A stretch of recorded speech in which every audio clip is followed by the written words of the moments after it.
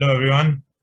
Welcome to the Flying Fullbacks podcast. And today we are going to review or talk about the Champions League second leg between Real Madrid and Chelsea. So, as you all might have seen, Chelsea won the match 2-0, and it wasn't quite what we expected. I mean, Ramos came back from Madrid, and we expected there to be at least some sort of a challenge posed by Madrid, but there really wasn't. So, Asidwa, what are your first thoughts? I am speechless, to be honest. I like in last podcast I said that there is no way that Madrid can play any worse than they played in the first leg, and clearly I was proven wrong. They can play worse than they played in the first leg. They played worse in the second half, and oh my god, it's a miracle. It's a legit miracle. How the hell this team didn't lose 5-0? Yeah. I mean, the chances created by Kante for what do you say, Kai Havertz, Timo Werner, and Mason Mount, and when Pulisic came on, it's just I'm lost for words right now. How good they were, and equally how poor Madrid were. I mean, last time I defended Madrid, they were not poor. Just Chelsea were just good, but this time they were genuinely very poor, especially Eden Hazard. I mean, how the hell that guy got 89 minutes in the match, I don't know. Just because I think he might do something. And also the bench was useless pretty much. No disrespect to Isco and all, but oh my god, they were so bad.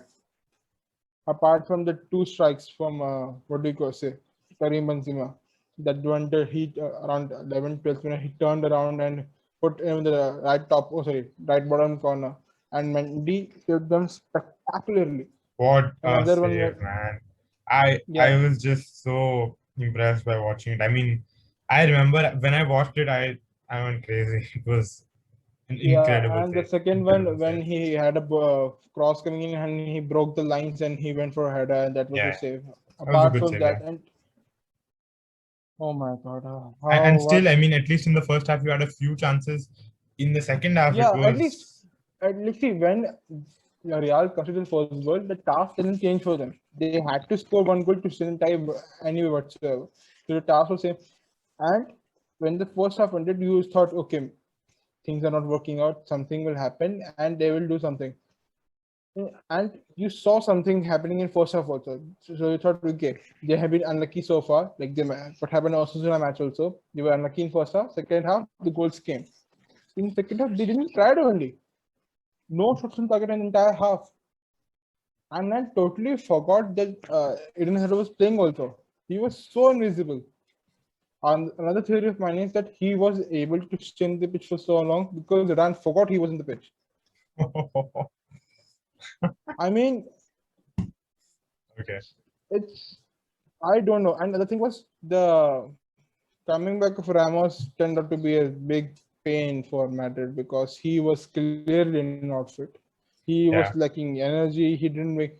I mean, you know that you have Ramos to break the lines, to go up front, to go this, match winning headers and all. He didn't do anything. He was doing the bare minimum of the movements he could, and he was at fault for the both of the goals, especially the second one. He gave so much space to Mason Mount to come forward. I mean, he shouldn't have started if he was so bad. But other thing was, who could Varane have played instead of him? Because Varane was injured, so and the other two centre backs they have were already on the pitch, and Carvalho was also injured, so you can't play right back. Lucas was also injured, and as we have established, he doesn't trust Odriozola. Yeah. And your makeshift right back of Valverde is just coming from injury also, so he made the best of what he could. So we But talked yesterday about and how I'm Ramos's return would be a real boost for Madrid. We said that UCL is a perfect competition for Ramos, and he's going to galvanize the squad, take them to the next level. But what happened was probably the opposite. Ramos was so bad. definitely the opponents. He was looking lethargic on the pitch. Timo Werner actually was running circles around him. Havertz was playing well. Overall, it was just a very disappointing performance from Ramos. I mean, Yeah, see, with Chelsea and Timo Werner especially, the speed was never in question. The yeah, finishing was in question. yeah, Werner's finishing is in question, not his speed. Yeah, and And he was able to take the team apart like anything because, as we established in last match, like I told you, Chelsea has speed and Real doesn't have the S of a speed apart from Vinicius. So that was always going to happen. That Chelsea is going to bombard them with counter attacks of extraordinary pace, and that exactly what happened. They were sitting back for 5 minutes, and that's what you saw from position also. I mean, more than 60% position for Real Madrid against Chelsea, and they did absolutely nothing with it because they the were looking maximum very they were. slow in the attack. I mean, you could see that they were trying to find Modric, and Modric and Kroos were, trying to play a ball either out wide or in the center to Benzema. But it was just very slow. It was so predictable. All the Chelsea defenders were very easily able to intercept the passes. They were able to, just read the game very well. And yeah, speaking of reading Actually, the game, Kante, what a performance, man! What a performance! no, that man is a proper midfield engine for them. I mean, the way he was playing, second man of the match performance. Basically, that guy took the game with a scruff of its neck. I mean, what a performance, dude! And I'm just asking for this question right now: if they win the FA Cup, and if they goes on to win this, what do you say, Champions League, and if France wins the, what do you say, Euro, Euros, do you yeah. think Kante for Ballon d'Or? So I feel like Kante plays in that position.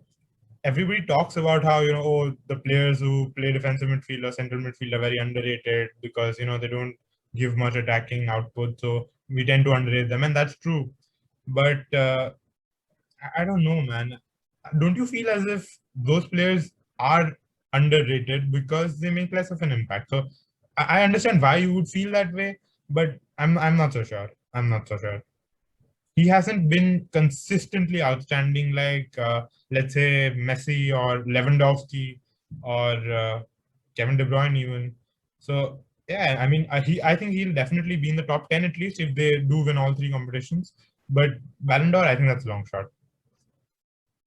Moving on, what would you think of the first goal and like how what happened in the first half proceedings? Like I told my feelings clearly that this was a So shambolic. But what is your opinion on that? yeah, you saw it coming, man. I mean, Chelsea were, as you said, bombarding Real with counterattacks and counterattacks. And actually, I think the first goal should have come a lot earlier than that. And Werner actually put the ball into the back of the net, but he was offside. And he should not have been offside. He timed his run very poorly. It should have been a goal. So that should have been 1-0. But even apart from that, Chelsea looked like scoring throughout the match. I think Mason Mount made a few early runs and he put the ball in. Courtois saved it. So overall, Chelsea looked very likely to score. And the way the goal came, again, it was a simple tap in for Werner. But even the commentator was saying that, yeah, when you're in such a bad streak of form, even a finish that simple can be difficult sometimes. So good for Werner. Hopefully, he can pick up and, really improve his form for this season and for the beginning of the next season. But yeah, the first goal, as you said, it was bound to happen. Second goal, again, was a decent goal, nothing really special. As you said, again, Ramos was at fault for it. Mason Mount just got ahead of him and tapped it in. Routine win for Chelsea. And overall, it was just a disappointing game. That's the only word that comes to my mind. It was disappointing. What did you made out of performance of Eden Hazard? In the first half, again, he at least showed something. Like the rest of the Madrid team in the first half, they had at least something. The second half, he was invisible. And what's more disgraceful than the performance is what happened after full time. So I remember when Chelsea won the Europa League final against Arsenal, and what Olivier Giroud said in the bus, and thank you Arsenal. And I was really enraged by it, and I can only imagine that Madrid fans feel the same way about Hazard's performance, or not performance, but Hazard's actions after full time. What do you think? See, at least Giroud was performing for you somewhat.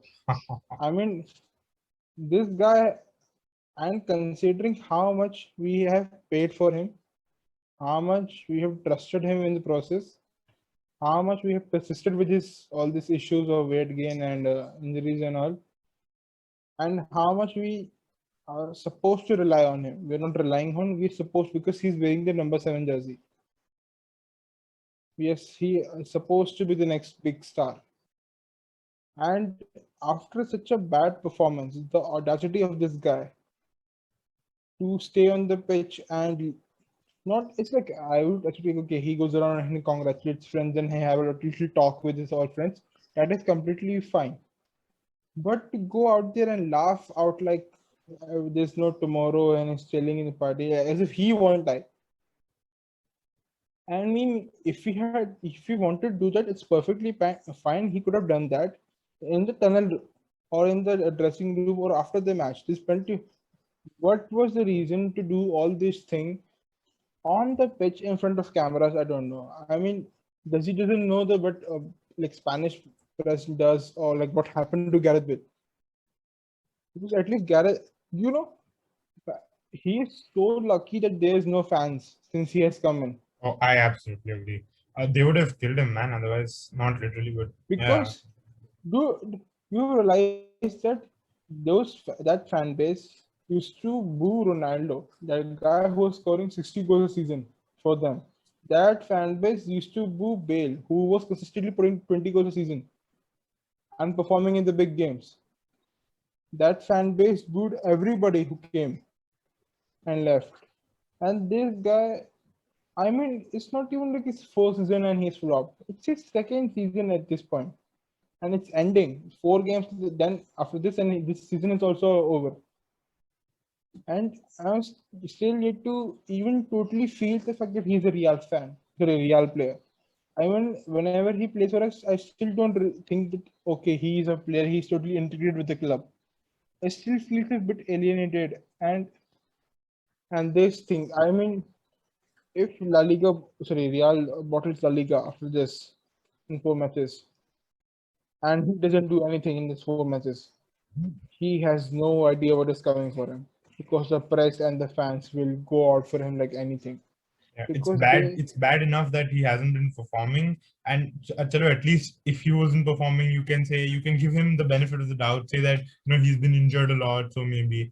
But his behavior after the full-time whistle, when you lose a Champions League semi-final like that, I for a think club that like must Madrid, for a club really like Madrid, for a club like Madrid. Yeah, which literally that UCL is like UCL Madrid is is a symbol Madrid's for you. trophy. Yeah, Yeah, yeah. and you know that in the last 2 years have been so troublesome. We are not able to move out around the 16. And finally, we got that chance. Finally, the fans had hope, and you performed so disastrously. And fans will forget that okay, team was not playing good, and you can be, but they and he could have been dismissed in the that okay, team was playing shit, so okay, he got lost in it. But to come back in spot like in this way, oh man, matlab, the fans will come for him, and he better not come back from Euros because there's no way he has any career left at Madrid. I So don't you think talked so. He about doesn't have. you talked about how Hazard might be the scapegoat and maybe deservingly so. I don't know, but what do you think about Zidane? I haven't seen any people calling for Zidane out or whatever, especially after Madrid are so close to going trophyless. What do you think about that? Are you first of all are you Zidane out or no? No, there's no way because how can you blame that guy? I mean, after 58 injuries and so many COVID breaks, and this team is not capable enough to play in semi-final, even if fully fit and everyone was falling on all cylinders. This team is anyway not that great. I mean, after watching yesterday match, I still don't know how the hell this team reached the semi-finals in first place.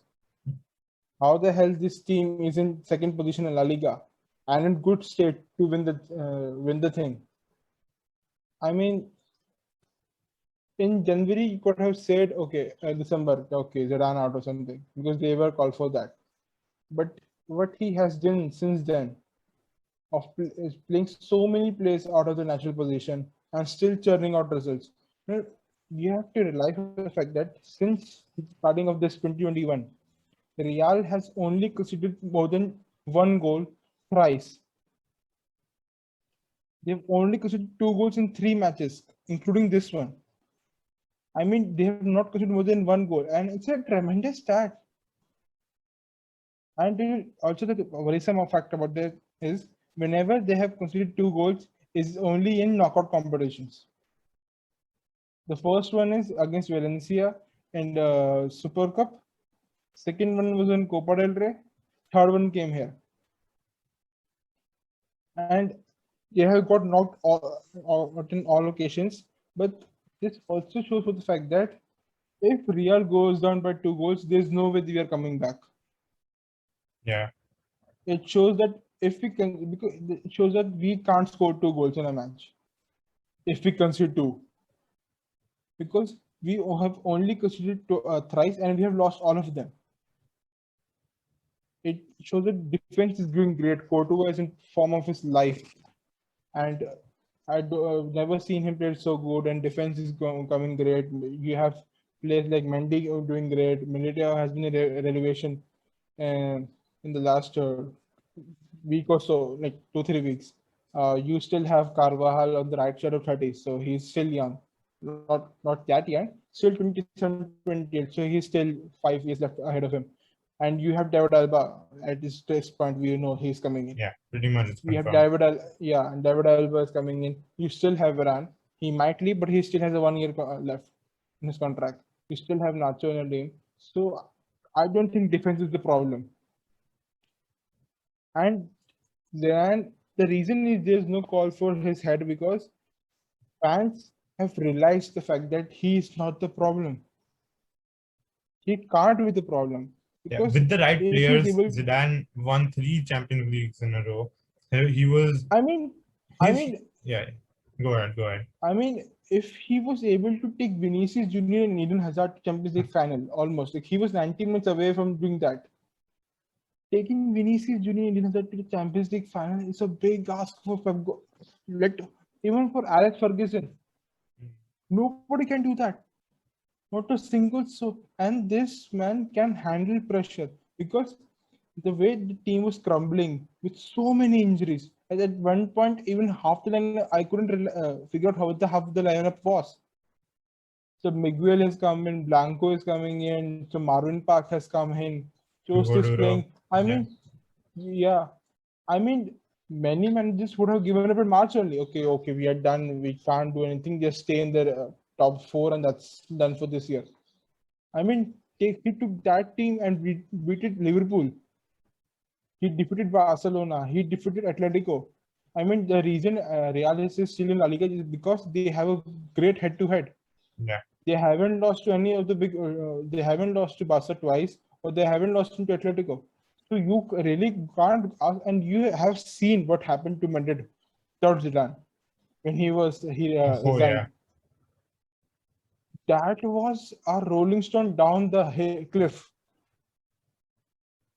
I mean, but the bigger question right now is, can he be the guy who is so emotionally attached to this Marcelo, Modric, and all because he is so close to them? Can he really push for the change? Can he really have this change of guard under him? Because I think he's too connected to this place.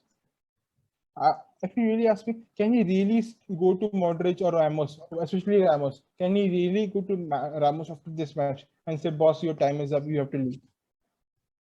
I don't think he can do that. And if he can't do that, when will the change come? It's been 3 years since Ronaldo left. We are still persisting with Vinicius Junior. I understand he's a young player, but then get somebody else in. Apart from the signing of Courtois and Mendy, in last 2 years, no signing has worked out.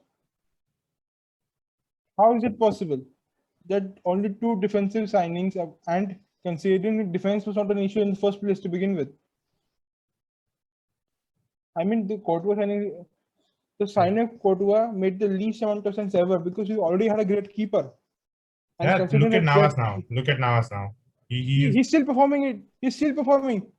And we pushed him out of the gate is because we bought a Courtois. So I didn't even count Courtois as a great signing because he turned out to be great and playing very well. he was never required in the first place. Yeah, he's not adding much value. He's just kind of replacing the already existing good player. Yeah, But yeah, so I think I agree with you. only Mendy has been a real improvement in the current option because Yeah. clearly Marcel is finished and Mendy has been good. Only Mendy. So we have been and Milito is coming good now. Yeah, I And completely agree with only you. Zidane is, he's yeah, go not ahead. the Just finish the problem. thought. Yeah, finish the thought. Yeah, he's not the problem in my opinion. So yeah, we Currently, the will. players who are right now are not up to standards. I think Perez has to go all in because if he can't support this team, the run can't do much because you need great players to win great trophies. So now let's talk a bit about the other manager. Thomas Tuchel, who was fired after reaching the Champions League final with PSG, has now reached another Champions League final. And to be honest, before he came to Chelsea, I didn't really rate him very highly. But what he's done in the few months at Chelsea is remarkable. He has one of the best defensive records in Europe with Chelsea. Now, as you said, it's quite possible that they might win the FA Cup and the Champions League. So what do you think of him and what he's done at Chelsea, especially? I mean, it's a repeat of 2012. Exactly. Even the fact that new striker flop scored against the Spanish team in the semi-final. Till that exact things. I mean, the parallels are just so much there. And jokes aside, man, I mean, under Frank Lampard, last season they were doing good enough, but this season they were just crashing and burning left, right, and center. But man, he has made them a genuine force to compete with, and he will be one to look out. His side is definitely going to be one for look out next season in the Premier League title race. And the fact that he he was able to come here and drop Zuma, who was he was the only good defender at that point in the team, and he brought Rudiger from Oblivion, and he implied this new 3-4-2-1 system kind of thing, some 3-4-3 or 3-4-2-1 kind of thing, and then he benched the likes of Pulisic and Hakim Ziyech, the big money signings, to entrust his faith, and he's still persisting with Timo Werner after so many failed attempts, and he's still and finally at least Kai Havertz is finally starting to come good. It's a big takeaway. And when he came in, he initially dropped Mason Mount, but he then realized that this team doesn't function without him. And biggest takeaway is right that okay, he managed to get defense working. He got what do you say, Aspi working. He got this Kai Havertz working. But the biggest takeaway from him is that the way he has brought Kante back into the top Europe game is Absolutely, absolutely, because okay, since the World Cup and since Sari came and he tried to make Kante from CDM a more box to box and tried to, and that trade never worked, and that's the reason he got sacked. And since then, Kante has never been the same. But man, now he is back to his peak best, and I mean, till when he came in until April, I was expecting that this was a new manager bounce, like what happens usually. A new, especially in big teams, when a new manager comes in, there's some new energy. All the relationships are getting from back to scratch, so no anonymity and everything. But his team is just getting better and better. I mean, I've never seen Chelsea play so good in my entire life. I mean, even Mourinho just Chelsea was not this good, man. And okay, 2004-5 was better than this, but this 15 was never this good. yeah. I I mean, mean, how is at the doing? start of the I'm lost season, for words. after the transfer window at the start of the season, we were all talking about how Chelsea might be title contenders, if not title favorites. I remember some people were saying that too. And halfway through the season, that all kind of, That you totally know, went down the drain. yeah, went down the drain. But now, this season, and next season rather, and in fact, this season, if they win the Champions League or the FA Cup, I think it will be a pretty successful one. And next season, they are absolutely proper title contenders now. So I people were again a bit anxious, a bit doubtful of Edward Mendy, but he also has shown his quality throughout the season. He has been excellent. So now you have a replacement for Kepa. You have a solid, cohesive backline, and yeah, Thiago Silva does play a big part in that. You have a good left back in Chilwell, and now you have Kai Havertz, as you said, is now coming into uh, flow. He has been integrated properly in the team. Mason Mount is looking better than ever. If Timo Werner can just start firing, I think Chelsea might actually have pose a real threat to Man City next season. And in Also, fact, the fact that yeah, go ahead. I have also realized this thing that this team, the way it's working, Lukaku won't fit in this. These rumors going around 105 million bid for Lukaku. This team won't function without Lukaku because this team is all about the pace. It's I the agree. full FIFA tactics. So It's I think 100% full FIFA tactics. you said that it's That kind are of going with weird full that fire. or weird or not that Thomas Tuchel is sticking with Timo Werner, but the biggest reason is his pace and his running in the channels. That's what I'm Whatever you saying. say about It's Timo Werner's finishing, he is fast and his movement is intelligent. I don't think that yeah, Lukaku is, as you said, I don't think Lukaku will be able to fill that role. So I actually agree with you. Yeah, I don't think this team will work with Lukaku, yeah. at least not in this system. This team could have worked with Tammy Abraham in opinion because he's also fast. He doesn't have that skill set of going through the lines like Hmm. Werner, Werner. but he has pace. At least he Yeah, has pace, yeah, and he has obviously better finishing of than Werner right now. yeah, Oh, we see the Werner great finisher previously, but this isn't Tammy Abraham could have been. I understand why he's not playing zero because he doesn't fit the system, but Tammy Abraham could have played. But Lukaku won't work. I think it will be another wasteful time for Lukaku. It's better if he stays at Inter. He's building a legacy there. I should he stick with it. He has already changed clubs too many times, in my opinion. no, I agree with that. He Yeah. should not stick it out at Inter. And Inter are truly building to something special there. So it's better to stick with them. And I mean, if he wins this thing, it's a big screw you to PSG in the face. And So yeah, man, great things to come for Chelsea. And moving on to from that, you just were saying before we something? move on, there's one thing I want to say that I think Timo Werner has almost become a joke now. We all talk about, oh, Timo Werner is such a bad finisher, he's so bad. But just one season ago, he was one of the most deadly finishers in Europe. So I still have faith in him. He's still a young player. And if they can somehow make it work, he's not even wearing the number 9 shirt. I know we talked about the striker curse at Chelsea, but he's not wearing the number 9 shirt. So hopefully he can work it out. And But if also he the thing is, does, he's not playing the number 9 role. that's also true, but I don't think anybody expected him to play the traditional number 9 role because at Leipzig, they were functioning with a two-striker system, which was very different from what they have at Chelsea. So See, you have to adapt with his skill sets. It's just that, look, it's not as if he hasn't had chances. If he would have taken all his chances, if his XG is relatively high. The only reason he doesn't have the actual goals to back it up is because he has been terrible at finishing.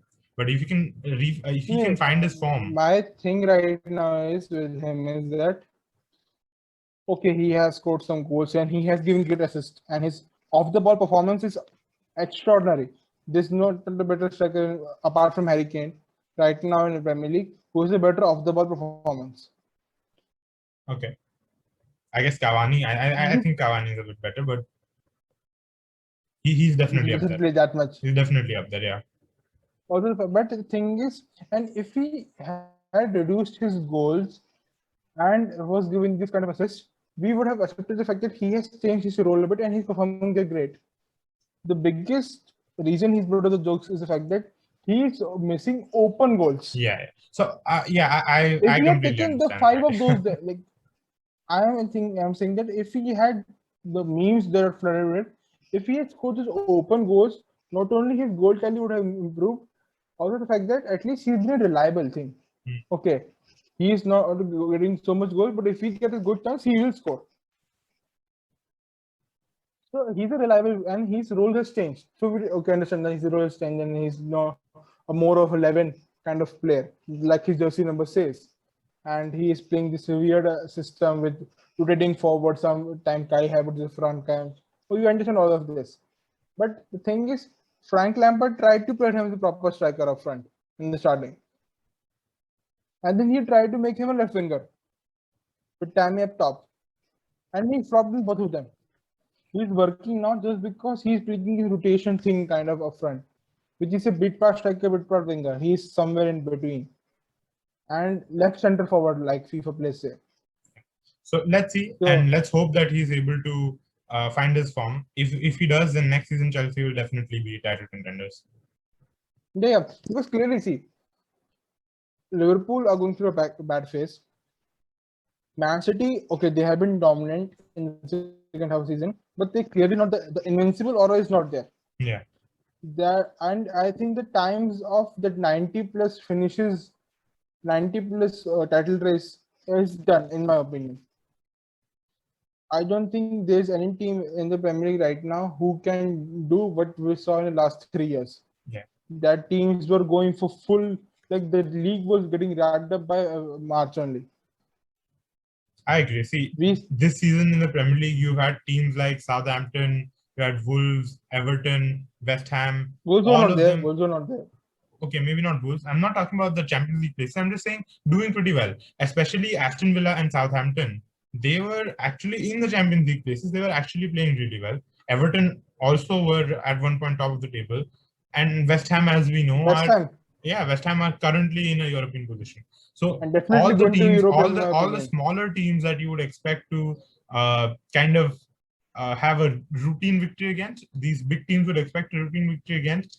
Those teams have really started, playing well, and I still don't think we can say that we're past that phase of consecutive 90 plus finishes. I think it can still happen because the disparity between the top teams and the bottom teams, even the teams But in the middle, is also very there's the high. fact that there are many teams in the mid 6 to 10 spot which have genuine quality in them. Yeah. You see So we'll have Everton, to they see. have players like Rodriguez, Richarlison. You see Aston Villa, Grealish, Grealish, or Watkins, Ollie Watkins has come Emi good from them. Martinez. Kagud is playing good for them. Martinez was tremendous in the first season. So Arsenal unfortunately is a mid-table team now. Yeah. And So Leeds is there. Leeds is like the random thing. They can defeat Man City and lose to Fulham. So Leeds is completely trick out of the blue. But that's it. So I think it's good for the league that is becoming a more realistically more 4 teams who are separated by 5 points going for a title instead of 1 or 2 team getting for 95 points. And that's why the league is behind me 60 points only. And the thing is, Man City is definitely going up there next season.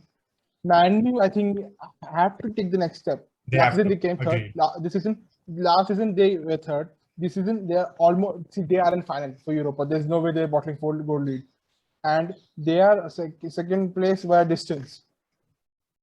So they have to take the leap of faith, in my opinion, for the first, and that will only happen if they sign a proper right winger who is not a left winger playing in right wing position or a striker playing in right wing. They have to get Sancho in. Then would you move Mason Greenwood to a striking position? Would you move Rashford into a striking position, or would you bench Greenwood? How would My Greenwood friend, figure into this team? my first team would be Rashford on the left wing consistently, Sancho on the right, and Greenwood and Cavani rotation on striking position. Marshall should be dropped. He's not So doing then, do good. you think that Greenwood and Cavani would be good enough for striking pair or rotation between them to win the league? I actually think they need another striker as well. Maybe Harry Kane. I don't know. Maybe Ronaldo. We saw rumors of Ronaldo. See, bigger question right now is which media is not reporting. Ronaldo is definitely leaving, in my opinion. The way the reports are coming out of Italy, he is not happy. He's visibly very angry at the team. He has, for first time in his career, I think he has given up because according to what I read, the fact that he doesn't think he has left in him anymore to pull this team. I think he's reaching that phase in his career where he just wants, you know, see out his 3 4 years in a proper title winning fashion, not to pull this team absolutely by himself. And Yeah. I think Man U should go for him because he is still the second top scorer in Europe right now. Yeah. So He's if still the if second top Ronaldo scorer. does still have the quality to perform in a top five league, and right now, as we discussed, I think in an earlier podcast, that I mean, not only talking of quality, dude. Talking about quality of top five league is 10 goals a season. Being the second top scorer in an entire league is just is winning the Ballon d'Or quality. Okay, he has more goals. okay, He's not going to win Ballon d'Or, but he's definitely going to be top five in my opinion. yeah, I agree with that. Yeah. So as I said, he does still have the quality, and there is no other league for him to go to. I think Anu is the perfect destination. But we'll have to see. So next season will be definitely interesting in terms of the title race in the Premier League. You have Chelsea, who are now coming good, City, who exceptional, Definitely up there. yeah, and Man United, as we discussed, and maybe Liverpool. I don't know. If when Van Dijk comes back, I think this you can't write them off. You can't write them off. You So can't write them because they yeah, still have that same core of team. The thing is, exactly, they have exactly. been so plagued with the injuries, And you can't now, really say. yeah, so once those players come back from injury, now you even have some youngsters like Curtis Jones who have really shown this season, and Flashes of brilliance. flashes Then of you brilliance. have So you have then you squad have depth. Jota. Jota Jota, has yeah, really yeah, come yeah, good. yeah. They have Not Jota, and and so if they can figure out their centre back problem, they can. If of course, if Joe Gomez and Van Dijk are fit, they will be the starting centre backs. they have also announced the signing of some new Ibrahimovic. Ibrahim Konate, yeah. That's Yeah, also he is also coming. so. So if so, We I have don't. I'm four not proper writing teams. We have four proper teams, and let's hope we after a get long time. yeah after After a really long time, after a very long time. So let's hope we and get a good you title race. and let's hope Leicester is still up there Mhm. because they I consistently still finishing wouldn't say top five. Leicester is Premier League contenders, but But definitely see top me, they're four. not Premier League contenders, but the fact that they are still holding on to the Champions League spot. Last season, they Yeah, bottled it on last day of the season. But so for almost 2 seasons, they have been in top five. You have to give them a shout out, in my opinion. yeah. No doubts. Yeah, and yeah. And So it, especially the fact that they have won more leagues in last 10 years than Arsenal and Tottenham combined. So okay. Thank you for reminding us of that very nice fact. But yeah, so in summation, it's going to be an interesting one. And now, in I guess a few weeks' time, 3 weeks' time, or in a month's time, we will have the Champions League final. And just one word answer: who do you think is going to win Man right now? City, Man City. Yeah, Man City, same for me. So we'll Guardiola see. all the way. We will see what happens. And the next big event that's going to come is match week in the La Liga, which is effectively going to decide the title race. So a lot of exciting things coming up. We'll see you next Big time. thing, a big question right now is Mhm. coming to back to Madrid thing. Okay. Where does Madrid go from here? I mean, what do they do? Because clearly things are not working out. The manager, apart from manager and the backline, they clearly the midfield needs a revamp. The attack needs a revamp so desperately. I don't think there's a more single man attack than Real Madrid has in the entire top five league. I mean, and at least in the top half of the all the leagues. I mean, if you remove him, entire team collapses. I mean, even the likes of Leicester has at least two good forwards. They have Vardy, they have Iheanacho.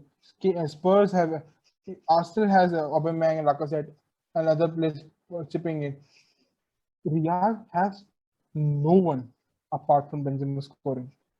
I mean, their players on loan are scoring more than the current team players.